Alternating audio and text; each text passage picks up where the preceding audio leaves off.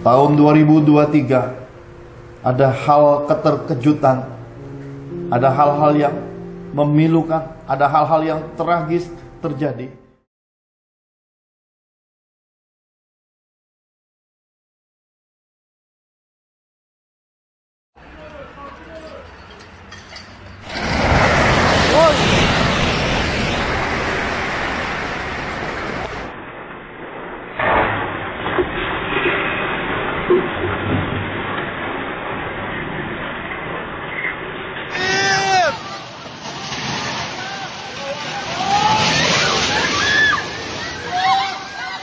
Allahu Akbar! Allahu Akbar! Allahu Akbar! Allahu Akbar!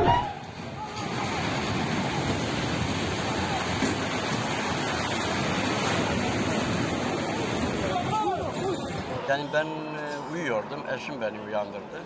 Ama çok şiddetli diye korkunç bir depremdi tabii. Her taraftan ses geldi. Bayağı da sürdü, yani ben tahminen 2 dakika kadar sürdü. Şu an enkaz altında kalan kardeşlerimiz var. Hatta bu binada oturan bir yakın arkadaşım vardı. Çocuklarını üst kattan kurtarmışlar. Kızının kolu sadece kırılmış. Ama altta kalan kardeşlerimizin durumu nedir? Süreç gösterecek. Şifa versin.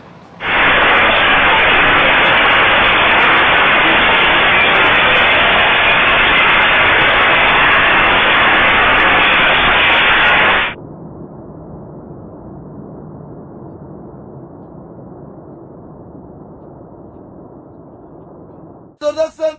Onlar yatak odasında. Kardeşin yanında. Tamam, onlar iyiler mi? Tamam, sen sakin ol, tamam mı?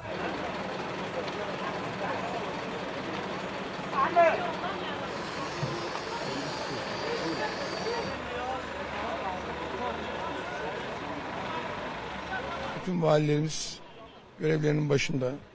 Jandarma, emniyet, Türk Silahlı Kuvvetleri, AFAD ekiplerimiz, Kızılay ekiplerimiz ve şu anda Türkiye'nin birçok noktasından arama kurtarma ekipleri ilgili bölgelere sevk ediliyor.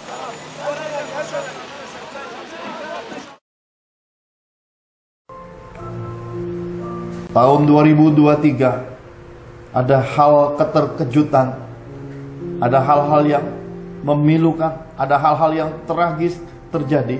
Bahkan orang-orang yang tersohor di muka bumi tahun 2023 akan banyak yang meninggal dunia, kata Tuhan.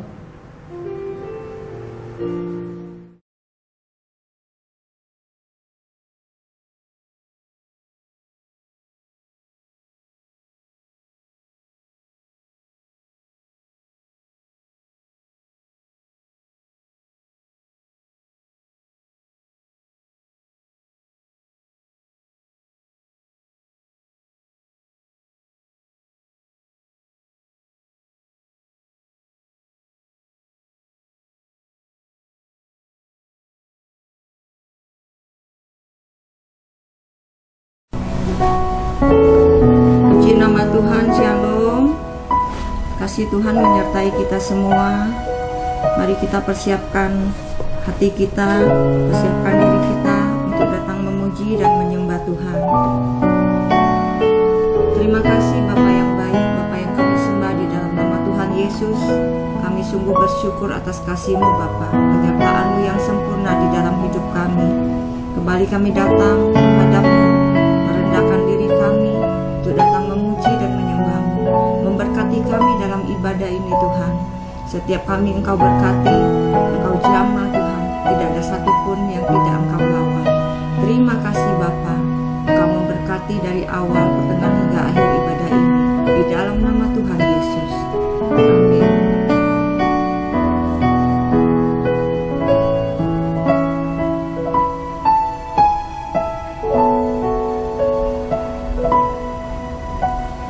Saat ku masuk ke hadirat-Mu, bawa persembahan ke tempatku.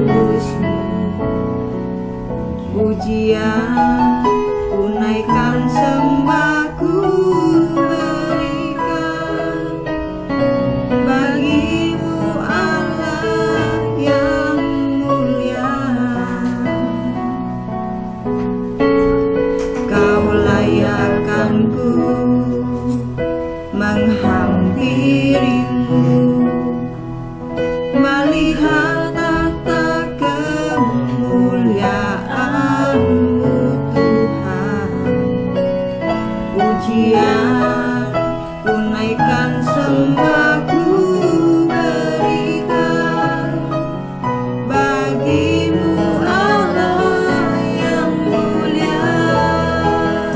Oleh kuasa darah-Mu Kau telah tebus dosaku. Kekudusan-Mu melingkupiku.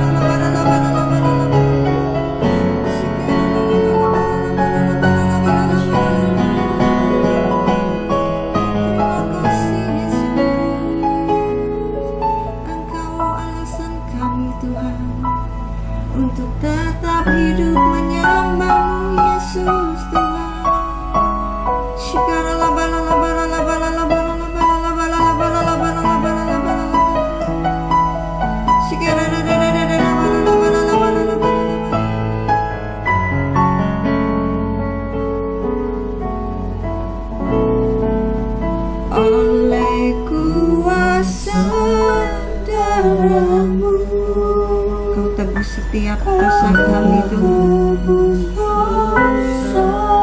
Kekudusan-Mu Tuhan, kekudusan-Mu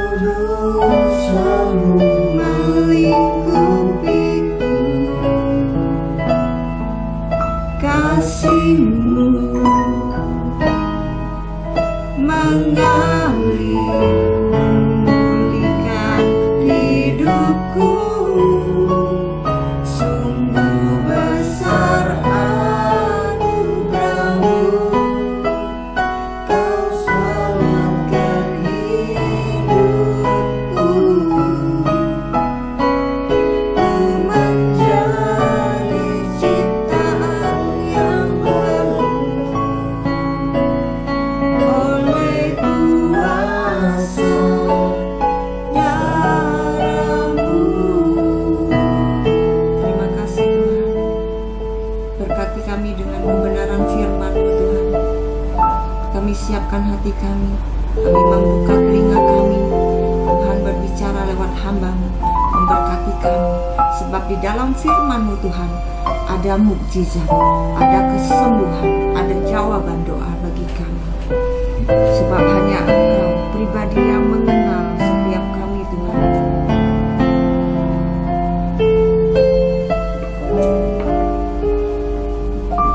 Seperti rusa yang haus, rindu aliran sungai-Mu,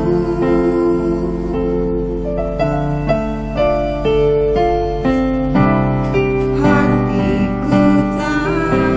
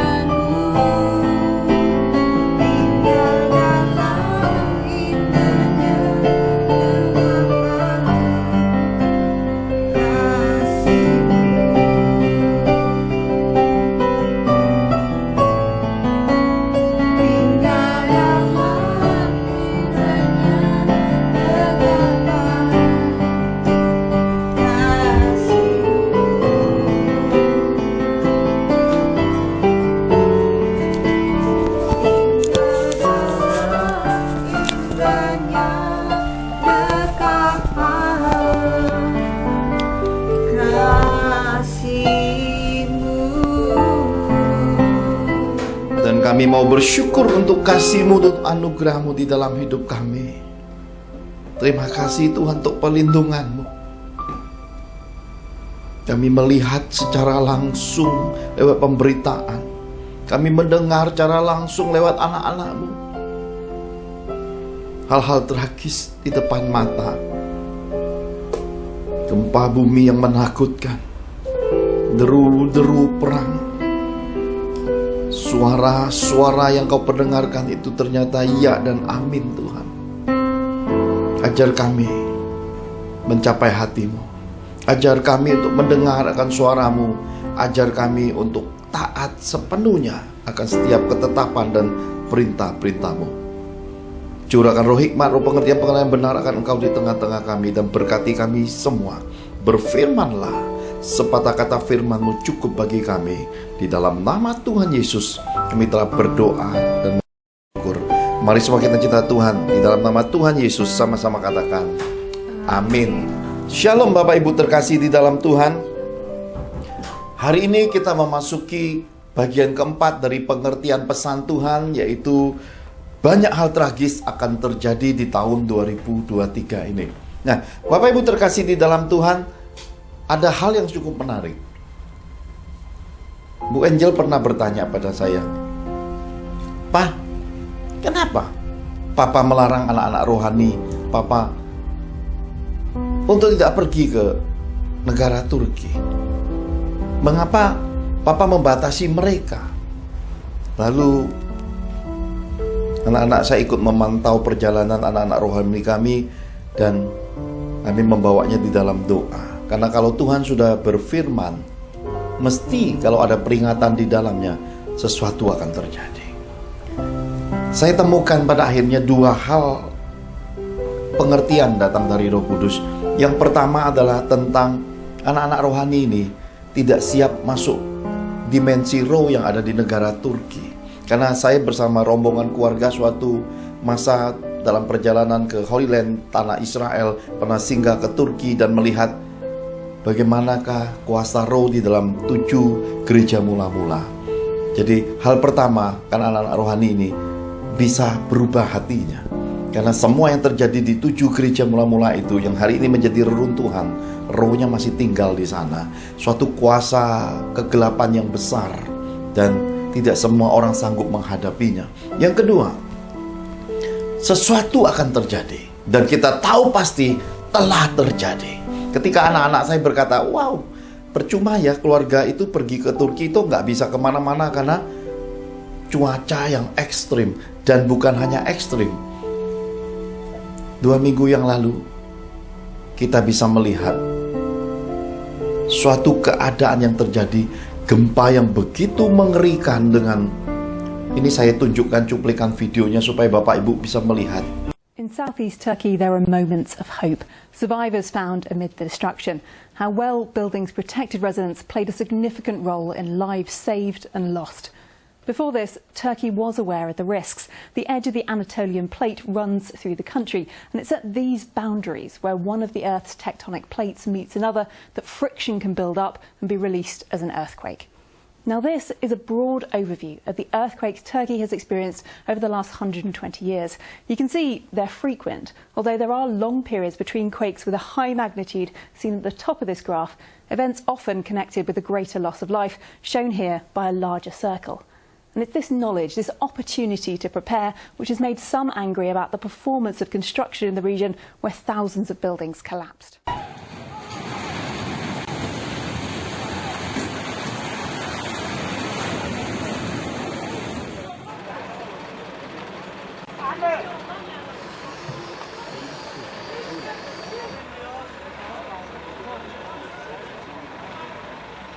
Bütün mahallelerimiz. Breaking news on the devastation in Turkey and Syria after a big earthquake. Take a look at this, a sign of hope. A child was rescued moments ago from beneath the rubble of a collapsed building in the Syrian city of Cinderes. First responders can be seen digging for a boy named Harun. The number of people now known to have been killed in Monday's earthquakes in Turkey and Syria has now passed 21,000. Rescue teams are still trying to find survivors more than 90 hours after the quakes. The UN says more help is on its way and has urged governments not to hinder aid supplies. Our correspondent Anna Foster sent us this report from Karaman. Betapa mengerikannya sampai 21.000 jiwa lebih meninggal dunia jikalau tidak ada tangan Tuhan atas kita. Kehidupan ini mudah sekali untuk terhilang. Jiwa dan nyawa ini gampang sekali selesai di muka bumi. Saya bersyukur kepada Tuhan, anak-anak rohani kami, keluarga yang pergi ke Turki sudah lebih dulu pulang. Karena tidak kebayang kalau Tuhan izinkan sesuatu yang terjadi di negara Turki dan di mana tiba-tiba orang-orang yang dikasihi Tuhan dan orang-orang yang mengasihi Tuhan ada di sana. Sangat mengerikan sekali. Karena itu Bapak Ibu terkasih di dalam Tuhan, saya mau tunjukkan pernyataan-pernyataan Tuhan yang merupakan pesan Tuhan hari ini berkaitan dengan hal-hal tragis yang terjadi di tahun 2023 ini. Mari kita lihat bersama-sama di dalam Injil Matius pasal 24 ayat 1 sampai yang kedua lebih dahulu. Matius 24 ayat 1 sampai 2. Berikutnya bait Allah akan diruntuhkan. Beginilah firman Tuhan. Sesudah itu Yesus keluar dari bait Allah lalu pergi. Maka datanglah murid-muridnya dan menunjuk kepada bangunan-bangunan bait Allah. Ia berkata kepada mereka, "Kamu melihat semuanya itu? Aku berkata kepadamu, sesungguhnya tidak satu batu pun di sini akan dibiarkan terletak di atas batu yang lain. Semuanya akan diruntuhkan." Amin. Amin. Amin.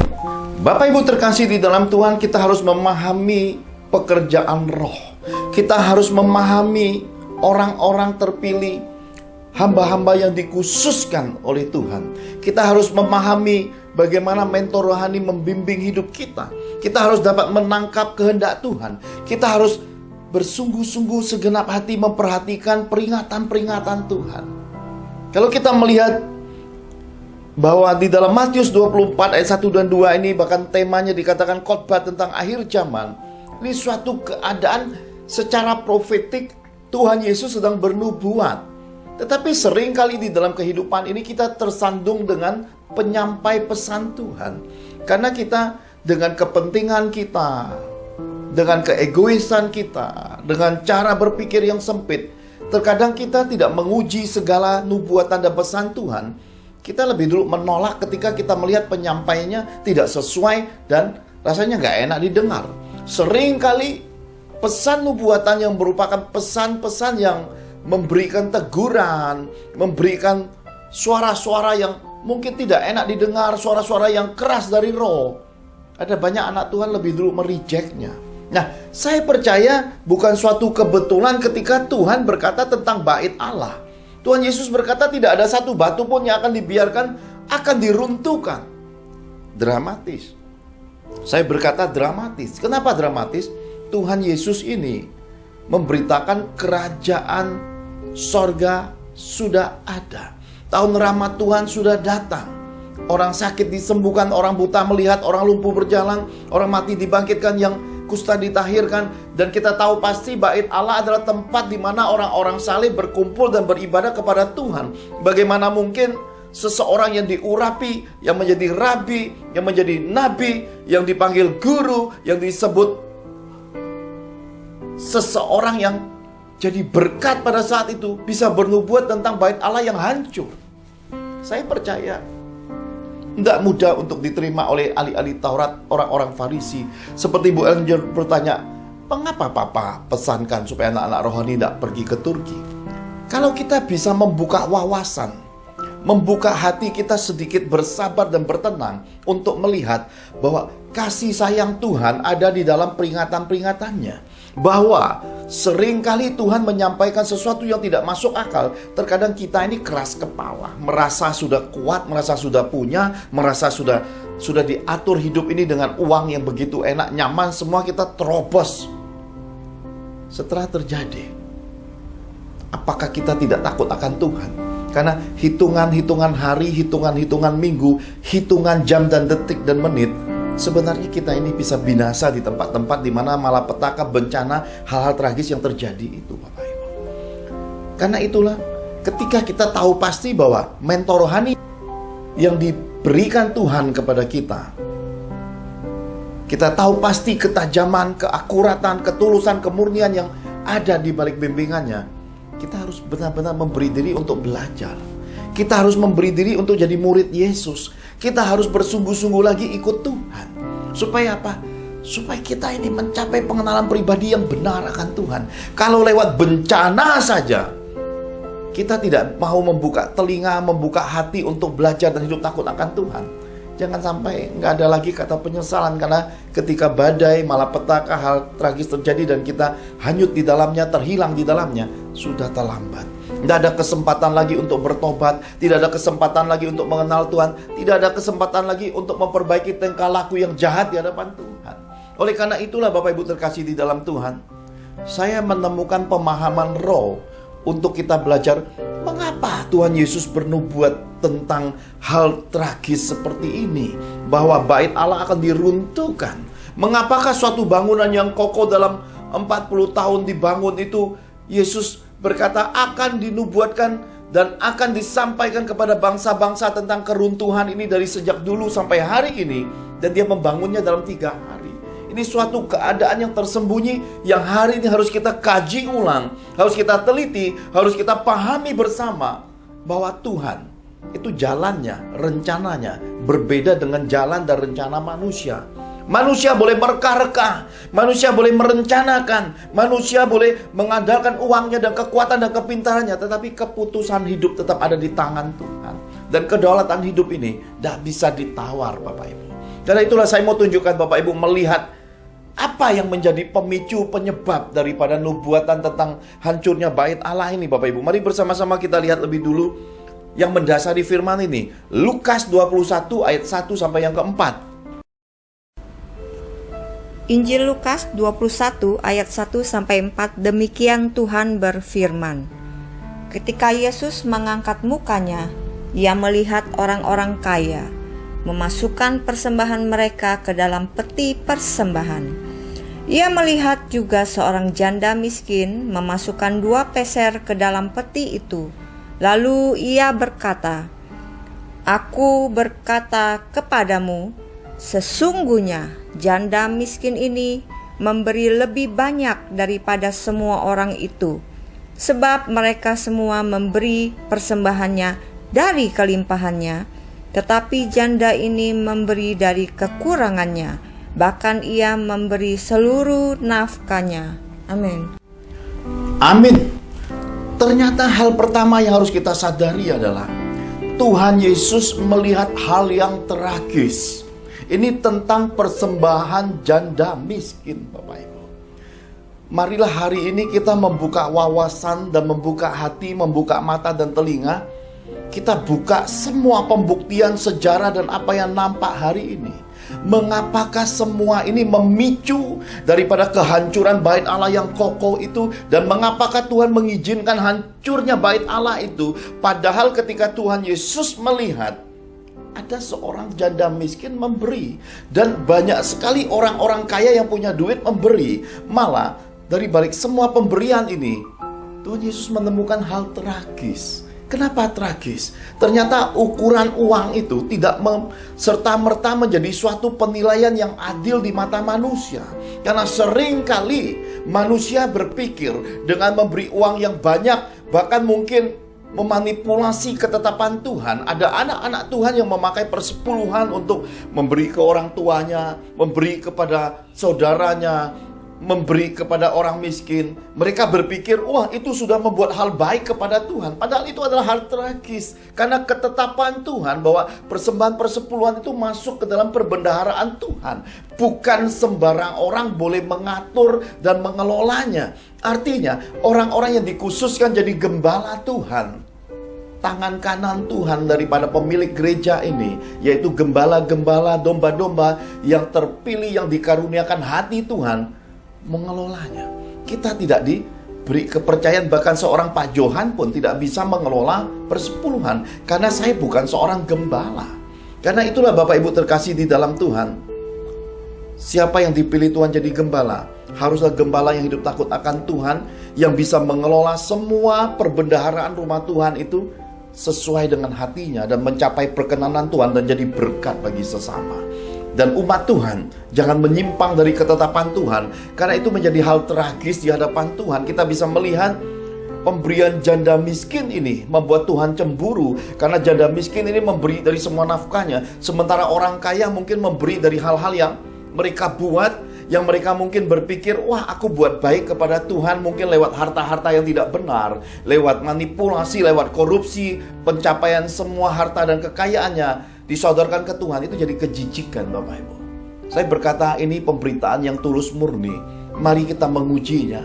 Lalu bagaimanakah semua sumber uang yang melimpah itu justru tidak membangun suatu alasan, suatu kebenaran di hadapan Tuhan, malah bait Allah itu hancur oleh karena pemberian yang banyak itu. Kita buka hari ini, kita singkapkan hari ini, berapa banyak gedung-gedung yang mewah, ya, rumah-rumah rohani yang mewah. Hari ini setelah kita melihat akhir hidup foundernya, apa dampak semuanya? Apakah bertahan ke generasi kedua anak-anak mereka? Sebagian besar tidak, Bapak Ibu. Kita mesti buka hati melihat semua ini. Karena itulah dahulu saya dengan istri saya pernah bertanya dan mencari, mengapa banyak sekali pendahulu orang-orang diurapi Tuhan, hidup benar di hadapan Tuhan, tapi generasi anak cucunya hidupnya tidak gena, hidupnya tidak dikenan Tuhan. Saya menelusuri banyak kehidupan hamba-hamba dan sulit menemukan kehidupan anak cucu dari para pendahulu, orang-orang yang diurapi itu hidupnya mencapai perkenanan Tuhan, dan sedikit sekali. Bahkan saya hanya menemukan satu saat itu yang hamba Tuhannya, istrinya meninggal di usia yang cukup senja dan tinggi.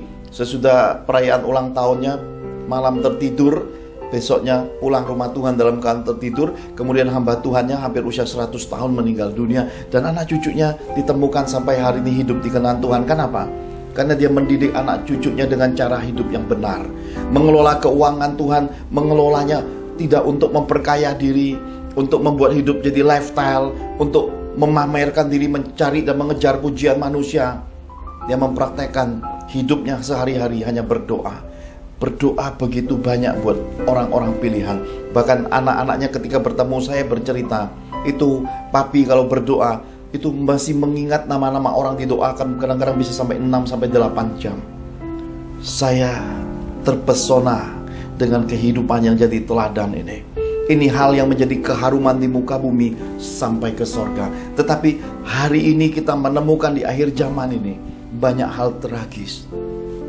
Uang ternyata menjadi pemicu hal tragis di hadapan Tuhan. Ketika umat Tuhan tidak lagi dengan segenap hati datang kepada Tuhan, menyadari bahwa semua yang kita punya datang dari Tuhan, menyadari sepenuhnya budi baik bahwa kematian Yesus di atas kayu salib itu tidak dapat kita balas dengan berapapun uang yang kita beri. Untuk itu kita harus hidup jujur, hidup takut akan Tuhan, hidup murni, hidup jadi berkat bagi sesama, dan khususnya mendukung pekerjaan Tuhan di muka bumi ini, supaya amanat agung Yesus benar-benar tergenapi, dan kedatangan Yesus kedua kali di muka bumi itu mencapai kegenapannya. Ini tugas dan kewajiban kita semua, Bapak Ibu. Karena itulah ketika Tuhan membentangkan hal tragis ini, saya terkejut.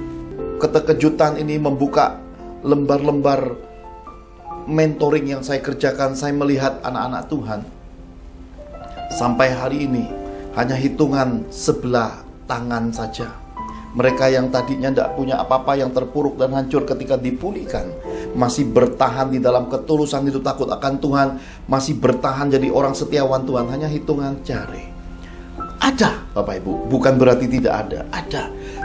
Bangsawan sorga yang tersembunyi itu ada. Mereka memberi dengan tangan kiri, tangan kanan, tidak tahu itu ada.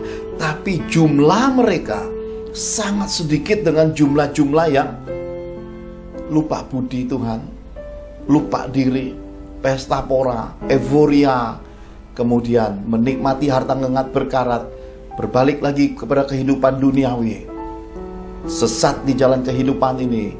Mereka menganggap Tuhan itu sepi karena perbuatan dosa mereka, seakan-akan dengan sumbangan, dengan memberi uang kepada gedung-gedung rohani ini, seakan-akan Tuhan memaklumkan dosa mereka yang terus berjalan, yang peringatan Tuhan berkali-kali disampaikan, yang mereka sadari bahwa Semua itu salah. Hati nurani mereka menyadarkan mereka, tapi mereka tetap mengeraskan hati mereka untuk terus dan menikmati kehidupan dosa.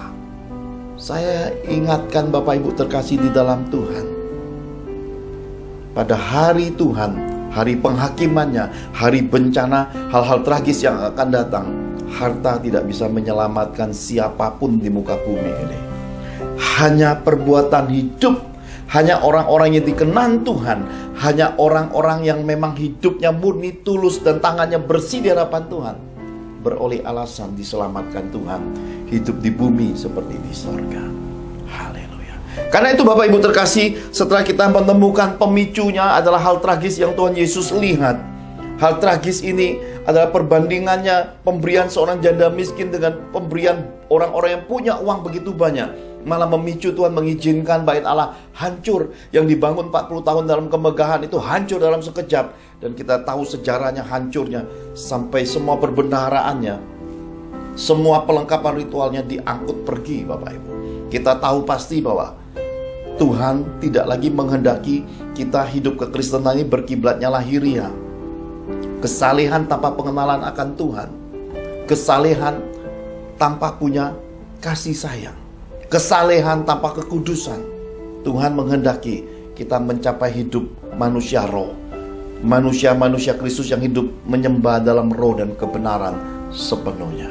Karena itu Bapak Ibu terkasih di dalam Tuhan, ketika saya menemukan dalam pelayanan-pelayanan yang paling update, saya melihat hari-hari ini pengajaran rohani, kehidupan rohani bukan menyatukan keluarga, malah membawa perpecahan keluarga di mana-mana. Suami dengan keras kepala bertahan dengan apa yang dia rasa paling benar. Si istri juga sembunyi-sembunyi dengan berkata-kata, dengan memberi alasan yang diplesetkan secara rohani supaya nampak nggak berbohong. Diam-diam melakukan hal yang tidak dikenan suaminya. Jadi suami istri dalam satu rumah memiliki Yesus yang sama, tetapi implementasi imannya tidak sejalan. Rumah tangga terpecah-pecah seperti ini pada waktunya akan bayar harga mahal. Dan ketika Tuhan memberi saya kesempatan melihat mereka dari dekat, saya menyatakan kepada mereka untuk melepas semua, untuk menyatukan hati. Jangan lagi dua, jangan lagi terpecah-pecah, tapi satu hati di hadapan Tuhan, untuk mengenal Tuhan pribadi, melepaskan semua hal penghalang untuk meraih kebahagiaan suami istri lebih dulu. Karena iman suami istri ini adalah iman Yesus, tetapi terpecah-pecah oleh doktrin, oleh pemahaman, oleh pengajaran, oleh keakuan, keegoisan, dan kesombongan rohani. Apakah itu mudah? Saya sedang mengamati hasil akhirnya Bapak Ibu. Saya berkata, kalau janda miskin memicu kehancuran bait Allah, apakah hal-hal yang saya amati ini akan menghancurkan satu kota di mana Tuhan mengutus saya? Karena saya ini melihat penglihatan, mendengar peringatan-peringatan Tuhan. Suatu hari kota ini akan diliputi tsunami yang besar. Bukan tsunami perkataan, tetapi tsunami bencana air laut yang mengerikan dengan gempa yang besar itu bisa datang ke kota ini. Dan saya mau bertahan di situ lebih dulu Bapak Ibu. Karena saya percaya Injil sudah dibentangkan. Kita temukan cara roh, kita temukan cara dan iman Tuhan Yesus untuk bertahan dan mentransformasi sebuah kota. Untuk itulah kita diutus, untuk itulah kita bayar harga mahal. Yang kita tidak pedulikan kebutuhan kita tidak pedulikan kekurangan hidup kita. Bahkan kita berkata semua yang ada pada kita, keuangan kita, semua disemaikan demi sesuatu yang tidak nampak, demi sesuatu yang tidak populer ini. Untuk inilah kita dipanggil menjadi duta-duta kerajaan sorga tersembunyi, untuk mentransformasi kota, untuk menolong banyak keluarga, untuk menolong banyak pribadi di dalam kekristenan ini, untuk mengenal Tuhan Yesus secara tepat dan benar Bapak Ibu. Haleluya. Nah, mari kita lihat, sesudah kita temukan alasannya, kita melihat apa sih hal-hal tragis sebenarnya yang Tuhan Yesus nubuatkan. Apa sebenarnya hal-hal yang memilukan, hal-hal yang menjadi bencana di akhir zaman ini yang sudah dinubuatkan Tuhan Yesus, yang berkaitan dengan pesan profetik tahun 2023 ini, bahwa hal-hal tragis terjadi. Mari kita lihat sama-sama di dalam Matius 24 ayat 3 sampai yang ke-14. Matius 24 ayat 3 sampai 14. Berikutnya permulaan penderitaan. Beginilah firman Tuhan. Ketika Yesus duduk di atas bukit Zaitun, datanglah murid-muridnya kepadanya untuk bercakap-cakap sendirian dengan dia. Kata mereka, "Katakanlah kepada kami, bila manakah itu akan terjadi dan apakah tanda kedatanganmu dan tanda kesudahan dunia?" Jawab Yesus kepada mereka, "Waspadalah supaya jangan ada orang yang menyesatkan kamu. Sebab banyak orang akan datang dengan memakai namaku dan berkata, 'Akulah Mesias,' dan mereka akan menyesatkan banyak orang.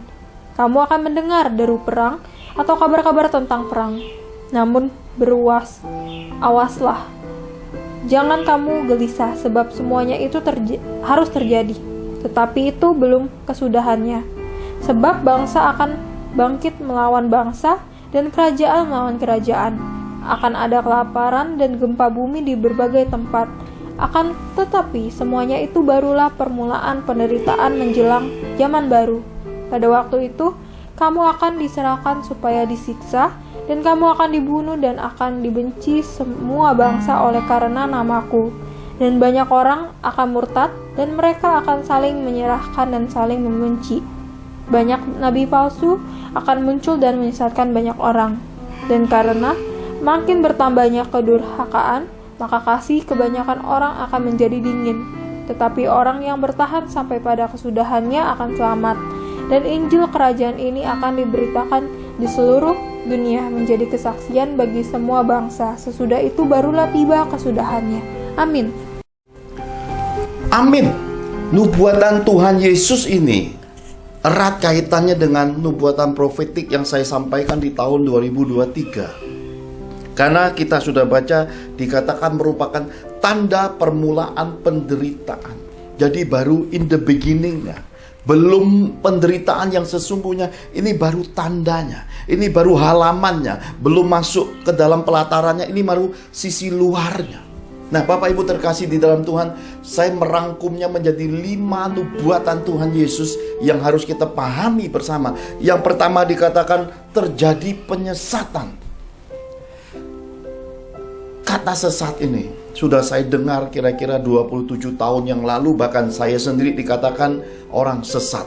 Saya tidak mengerti dasarnya apa mereka mengecap sesat, karena ternyata ketika karunia roh yang diperlengkapi di dalam hidup saya untuk menolong banyak orang, sementara mereka tidak bisa berbuat yang sama, mereka berlaku secara agamawi, roh-roh agamawi menghinggapi mereka jadi ahli Taurat, orang Farisi, dan menghakimi saya, dikatakan saya sesat. Karena seperti Tuhan Yesus, roh iri hatilah yang menyebabkan orang-orang ini berkata sesat. Jadi roh-roh iri hati memakai stempel penyesatan, membalikan kebenaran Tuhan Yesus dengan pengertian yang terbalik. Hari ini kita harus berhati-hati untuk menguji, mengkaji, meneliti, mengkupas, dan mendalami segala sesuatu. Jangan terburu-buru, biarkan segala sesuatu berjalan seiring waktu. Amati, teliti, dan pahami, nanti akan nampak buah-buahnya.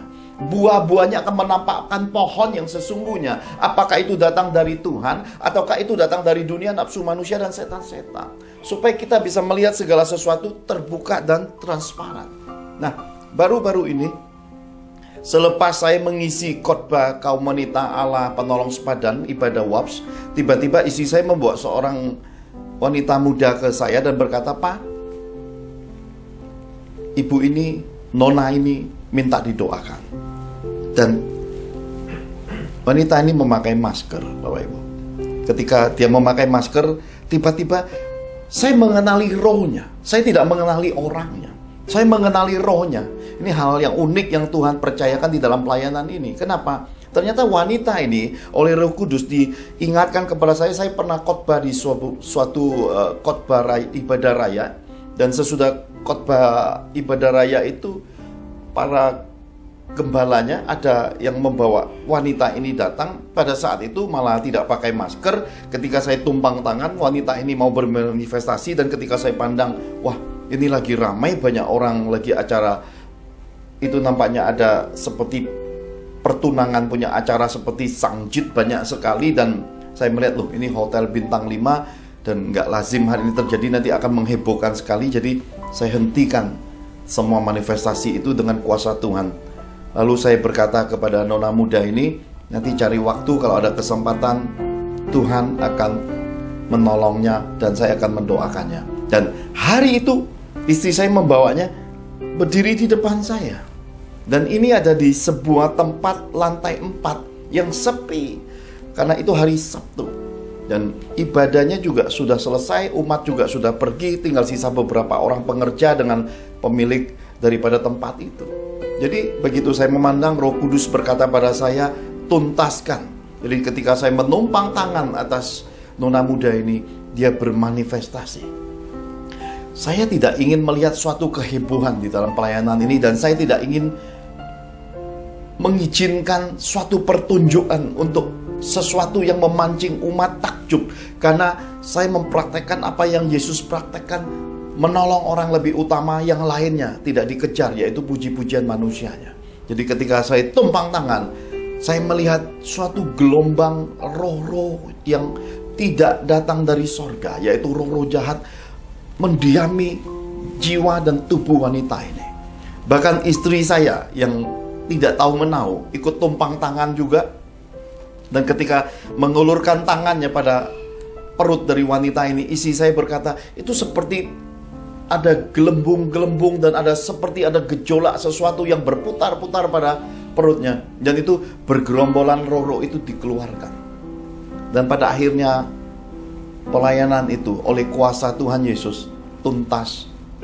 Nona muda ini dibebaskan dari, saya berkata, banyak sekali legionnya. Jadi wanita muda ini dibebaskan pulih.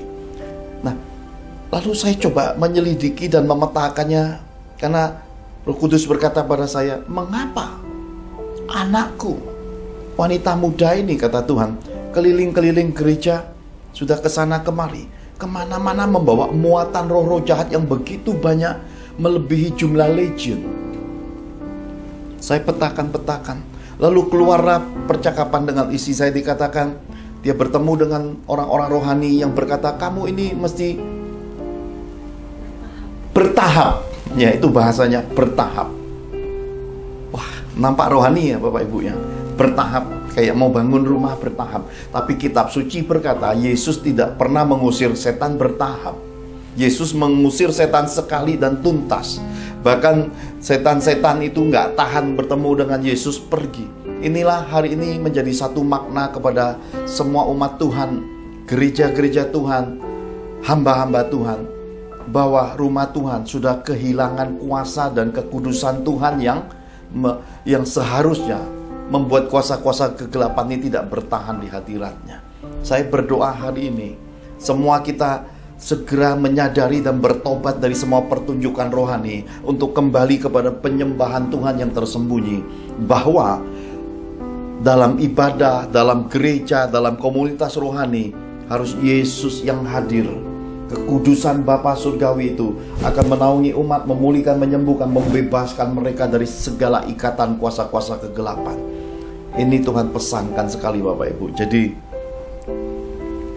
saya melihat bagaimana mungkin kota yang begitu rohani dengan kesibukan kesailan rohani yang hampir tiap hari ada ibadah ini. Hal-hal begini ada di mana-mana. Jadi saya merasa hari ini diutus ke sebuah kota seperti saya memasuki pelayanan Tuhan Yesus 3,5 tahun. Melihat langsung segala sesuatu yang tidak pada tempatnya. Melihat dan melayani segala sesuatu yang mendasarinya adalah hati Tuhan.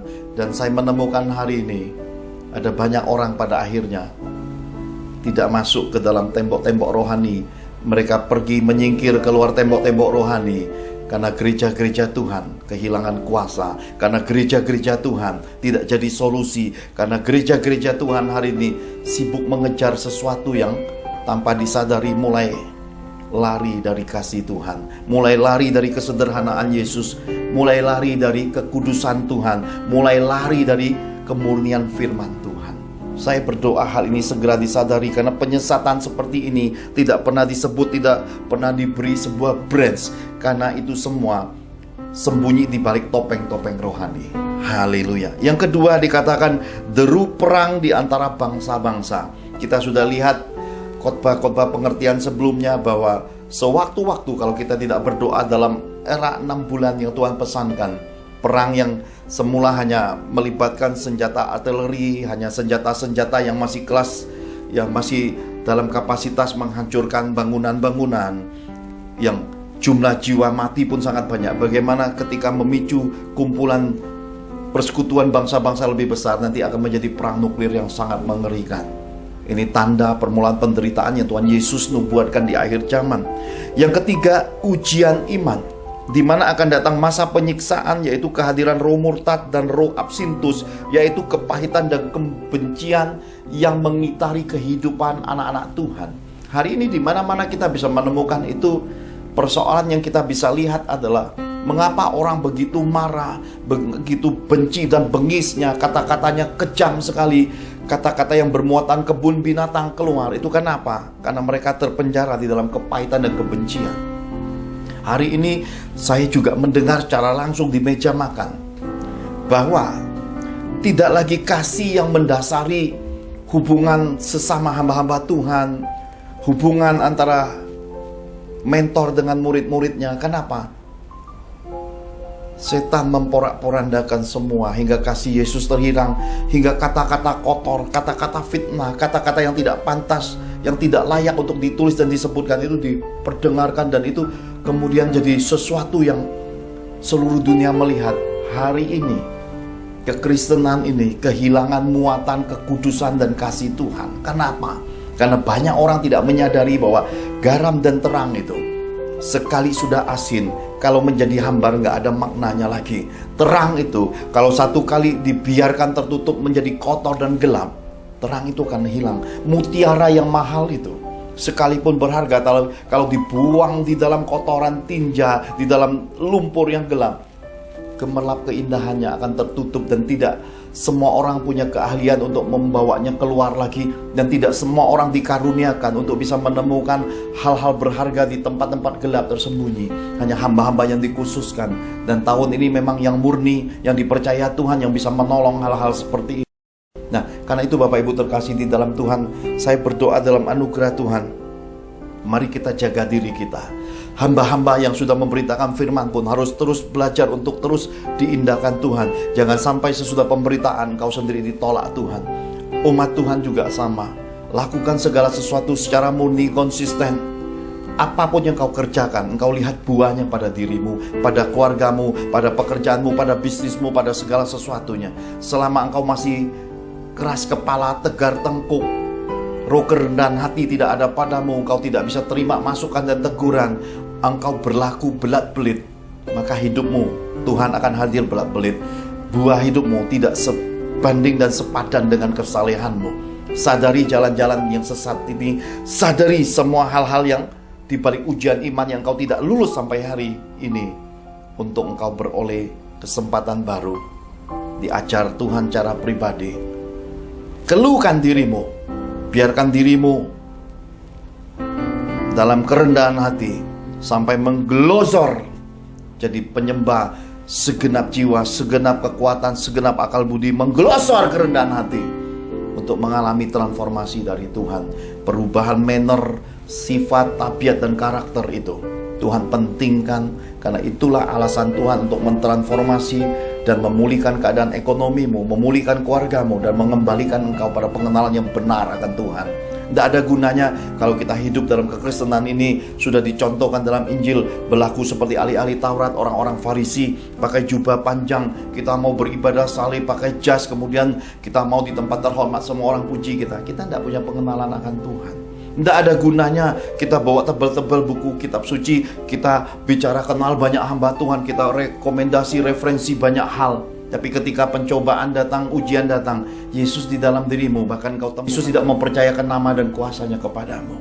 Sadari kemalangan itu Bapak Ibu. Sadari semua yang palsu dan bodoh itu, dan semua itu jerat di balik setan-setan rohani yang sembunyi di balik kesalehan yang palsu itu. Sadari semua itu Bapak Ibu. Haleluya. Dan ujian ini masih ada kesempatan untuk engkau mengulangnya. Selama engkau masih hidup, kesempatan itu ada. Temukan mentor rohani, temukan orang yang jujur, setia, dan tulus. Temukan mereka yang perkataannya benar, hidup berkeluarganya adalah buah dan contoh. Temukan orang-orang yang hidupnya sungguh-sungguh adalah Tuhan dan tidak mengejar upah, tidak mempedulikan perkara harta nggak berkarat, mereka benar-benar hidup berkenan kepada Tuhan. Temukan orang-orang rohani seperti ini, temukan mentor-mentor rohani seperti ini, dan belajar dan transformasi hidupmu dan keluargamu. Haleluya. Yang keempat, banyak nabi palsu. Saudara terkasih di dalam Tuhan, mengapa Yesus mengambil istilah nabi palsu? Karena nabi adalah abdi Tuhan yang sensasional, Bapak Ibu. Karena nabi adalah manusia biasa yang mempertunjukkan kuasa Tuhan. Karena nabi adalah orang yang berani mengucapkan kebenaran firman Tuhan dan berani menentang dosa. Nah, kalau Tuhan pesankan akan munculnya banyak nabi palsu, berarti kita harus mengkaji, menguji, meneliti, menelaah, dan mendalami secara bobot bibit-bebet kehidupan abdi-abdi Tuhan seiring waktu. Karena seringkali roh-roh nabi palsu ini berkiblat bertopeng dengan teori-teori rohani, dengan pengetahuan rohani. Hidup mereka tidak sesuai dengan apa yang mereka ajarkan, dan beban-beban berat yang didoktrin kepada umat Tuhan dengan janji-janji dan nubuatan-nubuatan yang dipesankan kepada umat Tuhan, di dalamnya berisi pamrih, kepentingan pribadi, dan dengan maksud memanipulasi umat Tuhan. Ini harus kita pahami sampai hari ini. Kenapa? Karena Tuhan sudah pesankan di akhir zaman ini tidak bisa terhindari akan banyak muncul nabi-nabi palsu. Karena itulah Bapak Ibu terkasih di dalam Tuhan, marilah hari ini kita belajar bersabar, bertenang, kembali pada kitab suci, dan berkumpul dengan orang-orang yang berkeluarganya benar, orang-orang yang tidak hidup berdusta, lidah perkataannya tidak bohong, dengan maksud baik sekalipun tidak berbohong. Dia rela berkata jujur meskipun tersakiti. Orang-orang yang jujur inilah yang disebut orang-orang setiawan cinta Tuhan. Orang-orang yang tersembunyi menolong dan memberkati, yang tidak kejar pujian manusia. Orang-orang seperti inilah harus kita punya komunitas dan pergaulan. Orang-orang yang mengemban amanat agung Yesus. Orang-orang yang peduli atas kota, atas pulau, atas bangsa, dan bahkan atas gereja-gereja Tuhan, atas umat Tuhan, atas sesama. Mereka yang selalu berbuat baik, bahkan melampaui batasan kepercayaan dan agama. Orang-orang yang dermawan, orang-orang yang tulus hati, orang-orang yang hidupnya mementingkan Tuhan melebihi segalanya ini. Inilah yang harus kita duduk sama-sama di dalam meja makan. Kenapa? Karena kita akan dipengaruhi Tuhan sepenuhnya. Karena kita akan pada akhirnya menerima impartasi pengenalan Tuhan yang benar. Ini harus kita sadari. Dan bagian terakhir yang kelima dikatakan kasih menjadi dingin. Bapak Ibu terkasih di dalam Tuhan, makanan kalau sudah dingin dibiarkan lama-lama akan menjadi basi. Kasih menjadi dingin adalah bicara tentang orang yang semulanya tulus, orang yang semulanya baik hati, orang yang semula bermurah, orang yang semula taat, orang yang semula mungkin bayar persepuluhan, bahkan rajin berbuat baik, rajin mendukung pekerjaan Tuhan, tiba-tiba berhenti total. Inilah yang disebut dengan kasih menjadi dingin. Sesuatu yang tiba-tiba berkiblat untuk Tuhan, untuk menolong, untuk memberkati sesama, hormat kepada hamba-hamba Tuhan, mengasihi hamba-hamba Tuhan, tiba-tiba untuk dirinya sendiri. Inilah tanda orang yang kasihnya menjadi dingin. Mereka hanya puaskan untuk dirinya, kemudian mereka tahu kebenaran, mereka tahu mereka sedang tersesat, mereka tahu, mereka sadari bahwa mereka sedang hidup di dalam lumpur dosa, tapi mereka nggak berdaya. Kenapa? Karena kehangatan kasih Yesus itu sudah pudar, sudah hilang dalam hidup mereka. Mereka gantikan dengan kasih yang dingin dan basi, dengan kehidupan yang kotor, yang menjijikkan, yang dapat menyakiti mereka, yang akan membuat mereka sakit, yang akan menghancurkan hidup mereka, masa depan mereka, ekonomi mereka, bahkan keluarga mereka, hari ini hingga masa depan. Jadi Tuhan ingatkan kepada kita, supaya kita ini selagi kita hidup, mawas diri, introspeksi diri, menyadari bahwa hidup ini tidak kebal dosa, menyadari bahwa sorga ini adalah milik Yesus. Masuk sorga itu bukan karena kuat gagah kita, bukan karena pengetahuan, dan bukan karena kesalehan kita. Semua itu karunia Tuhan. Oleh karena kita segenap hati mengasihi Tuhan, segenap hati taat kepada Tuhan, segenap hati melakukan perintah-perintah Tuhan, bahkan seluruh akar budi, seluruh keberadaan kita kita mau jadikan dupa harum untuk memuliakan Tuhan lewat perbuatan-perbuatan baik kita selagi kita hidup. Adalah hal yang harus mendasari kehidupan kekristenan kita. Kita dan rumpun keluarga kita turun-temurun harus mencapai hidup perkenanan yang seperti ini. Haleluya. Nah, Bapak Ibu terkasih di dalam Tuhan, pesan-pesan Tuhan ini mari kita kaji ulang, kita dengarkan lagi, kita pahami dan kita introspeksi diri. Jikalau ada, kita temukan diri kita hidup di jalan-jalan yang sesat, hidup di dalam perbuatan-perbuatan yang jahat di hadapan Tuhan dan sesama, hidup di dalam kekotoran yang kita tahu ini bukan menuju surga, menuju neraka. Ada baiknya dengan kerelaan, dengan kesadaran dan kerendahan hati, kita mau datang untuk didoakan, kita mau datang untuk dibimbing dan dimentoring lagi, untuk kita berbalik dari tingkah laku, cara penafsiran, cara implementasi firman yang sesat, yang membuat hidup kita hancur sampai hari ini. Kita belajar untuk berkata, aku mau dimuridkan jadi murid Yesus lagi. Haleluya. Mari kita akhiri ibadah ini. Pastor William Sairat akan tutup di dalam doa dan doa berkat-berkat Bapa Surgawi. Mari kita angkat kedua tangan kita sama-sama di hadapan Tuhan.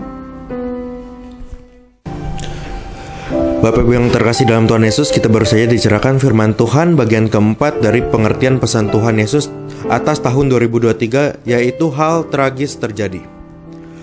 Persembahan janda miskin merupakan pertanda bahwa kemiskinan hidup di akhir zaman dimulai dari kasih menjadi dingin dan manusia lebih cinta uang dan dirinya sendiri daripada Tuhan. Dan 5 hal yang dipesankan Tuhan sebagai hal-hal yang harus kita waspadai. Pertama, terjadi penyesatan. Kedua, teruk perang di antara bangsa-bangsa. Ketiga, datangnya ujian iman, yaitu masa penyiksaan atas hidup orang benar yang ditandai kehadiran roh murtad dan roh absitus, yaitu kepahitan dan kebencian atas sesama. Keempat, banyak muncul nabi palsu. Dan yang kelima yaitu kasih menjadi dingin. Bapak Ibu terkasih dalam Tuhan, kita akhiri ibadah kita dengan sehati berdoa menerima berkat-berkat Bapa Sorgawi. Mari kita angkat kedua tangan kita di hadiratnya. Demi otoritas Bapa Sorgawi, terbukalah tingkap-tingkap langit dan disediakannya benih-benih terbaik dalam kehidupan. Diberkatinya hidup kita, apa saja yang kita kerjakan dibuat Tuhan berhasil.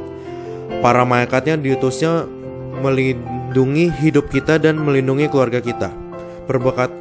Perbekalan makanan kita disediakannya, berkat keuangan kita dilimpahkannya, berangkas dan rekening bank kita diisi Tuhan penuh dengan limpahnya. Dalam kemuliaan Bapa, dalam anugerah Tuhan Yesus, dalam persekutuan Roh Kudus, kita terima semua berkat Tuhan ini, sama-sama kita katakan amin.